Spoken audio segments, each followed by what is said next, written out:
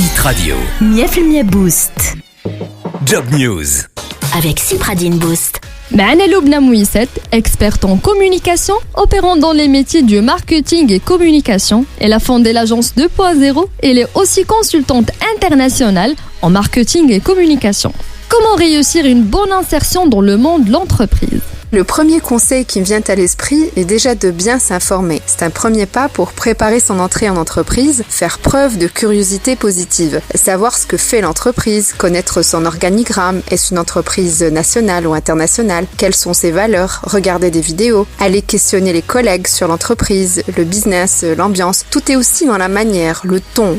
C'est important de faire attention à ces aspects-là. L'idée est de se mettre dans le bain de l'entreprise. Quand on arrive, c'est important de se renseigner sur le code de l'entreprise, comment ça marche, est-ce que les gens se vouvoient, se tutoient, est-ce qu'il y a un dress code, est-ce que les gens sont plutôt tailleur costume ou est-ce que c'est plutôt casual, jean polo ou chemise. Donc mieux on est informé et mieux c'est. Par contre, évitez les questions sur les horaires, les tickets resto, la cantine, ce ne sera pas bien vu. C'est aussi question d'avoir le bon match, avoir la bonne personnalité et attitude. Normalement, le nouvel employé a été recruté suite à plusieurs entretiens, donc on a eu le temps de le connaître un peu. Il a été choisi certes sur la base de son potentiel et ses compétences, mais tout l'aspect personnalité reste à prouver. Le recruteur sera donc très regardant sur son match au sein de l'entreprise. Il va devoir prouver ses bonnes affinités avec la culture et valeurs de l'entreprise. En termes de personnalité, il faut aussi que ça matche avec les collègues. Cet aspect est très important dans le cadre de son intégration. S'il n'a pas les bonnes attitudes, ça ne fonctionnera pas. Dans ce domaine, on travaille en équipe, on échange, on partage des idées, on brainstorm. Donc l'affinité avec ses collègues est un élément fondamental.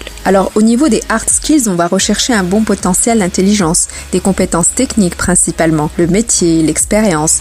Après, le recruteur est conscient de la novicité de l'expérience du jeune recrue qui démarre son premier job. Au niveau des soft skills, un recruteur sera plutôt regardant sur l'initiative, la rigueur, la créativité, la proactivité, l'écoute, l'aisance relationnelle, la flexibilité. On sait qu'un nouveau recrue n'est pas opérationnel tout de suite, mais il peut montrer sa motivation à travers son implication. C'est toujours bien vu de voir un nouveau recrue complètement engagé, ponctuel, rigoureux, qui priorise la hiérarchie, qui est organisé, pourquoi pas rester plus tard après des heures de travail pour finir une présentation ou un meeting, s'investir dans ses projets. Il faut vraiment qu'il ait une personnalité compatible à ce que recherche l'entreprise pour qu'il puisse faire ses preuves à ce niveau-là. S'il manque un peu de compétences, s'il manque un peu de métier, s'il manque un peu d'expérience, n'est pas grave. Le recruteur arrivera à le former à ces métiers. Mais s'il n'a pas la personnalité, ça sera un peu plus compliqué. Il y a aussi la passion qu'on va rechercher chez un profil qui démarre. On ne fait bien que ce qu'on aime bien. Donc la passion est la clé dans ce métier. Quand on est passionné, on le transmet naturellement et ça se ressent.